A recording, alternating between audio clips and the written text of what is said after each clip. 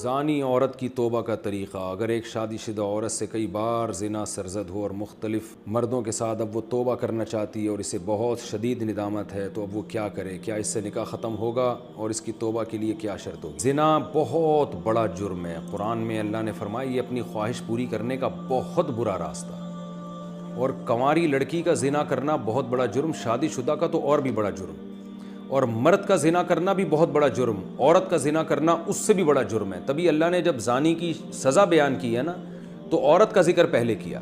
قرآن ہر چیز میں مرد کو پہلے ذکر کرتا ہے، عورت کا بعد میں۔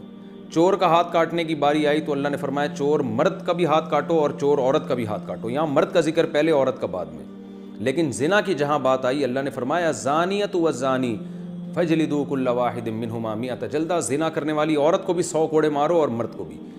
تو یہاں عورت کا ذکر پہلے اس لیے کیا کہ عورت میں زنا کی رغبت کم ہوتی ہے اور اس میں حیا بھی ہوتی ہے، اس کے باوجود اس کا زنا کرنا یہ بہت بڑا جرم ہے۔ مرد کا بھی زنا کرنا بہت بڑا جرم ہے، سزا اللہ نے دونوں کی ایک رکھی ہے، لیکن حقیقت میں یہ فرق ہے ان میں، یعنی عملی طور پر دونوں کی جرم میں فرق ہے۔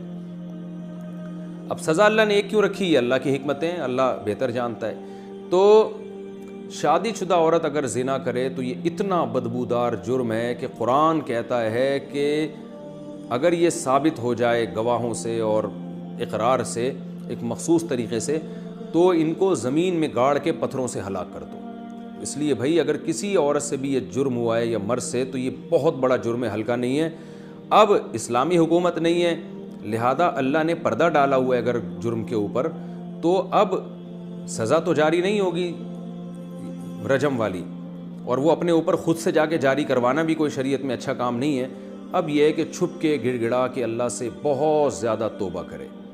اللہ غفور الرحیم ہے، بڑے بڑے گناہوں کو معاف کر دیتا ہے، اور آئندہ کے لیے ولا تقربوا الزنا، قرآن کہتا ہے ایسے کام بھی مت کرو کہ زنا کی طرف تمہاری رغبت ہو۔ تو اس خاتون کو چاہیے کہ خوب گڑ گڑائے اللہ سے اور کچھ صدقہ خیرات بھی کرے، اور دوبارہ من تاب وآمن وعمل عملا صالحا، جیسے اللہ نے سورہ فرقان میں فرمایا جو توبہ کر لے گا اور اپنے عقیدے کو مضبوط کر لے گا اور آئندہ نیک اعمال اختیار کر لے گا، تو اللہ اس کے گناہوں کو معاف کر دے گا۔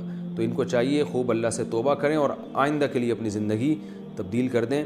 اللہ غفور الرحیم ہے، اور اس پھر سچی توبہ کرنے کے بعد اس جرم کو بھول جائیں، نہ کسی کے سامنے تذکرہ کریں، نہ خود سوچیں ایسے جیسے کبھی کیا ہی نہیں ہے، ایسے اپنے بارے میں یہ ذہن میں رکھیں کہ جیسے میں نے کبھی یہ کیا ہی نہیں ہے، بار بار اس کو سوچیں نہیں۔ پھر ناجائز تعلقات میں لیے گئے تحفے کا حکم۔ اگر کسی کا ناجائز ریلیشن ہو اور محبت میں تحفے کا لین دین ہو، تو کیا اب ان تحفوں کا حکم کیا ہوگا؟ کیا وہ واپس کرنا ضروری ہیں؟ اگر اب اس بندے سے رابطہ نہیں ہے تو کیا اس سے رابطہ کر کے اسے سارے تحفے واپس کیے جائیں یا اس کی قیمت واپس لی جائے، یا اس کی قیمت واپس کی جائے؟ اس بارے میں رہنمائی فرمائیں۔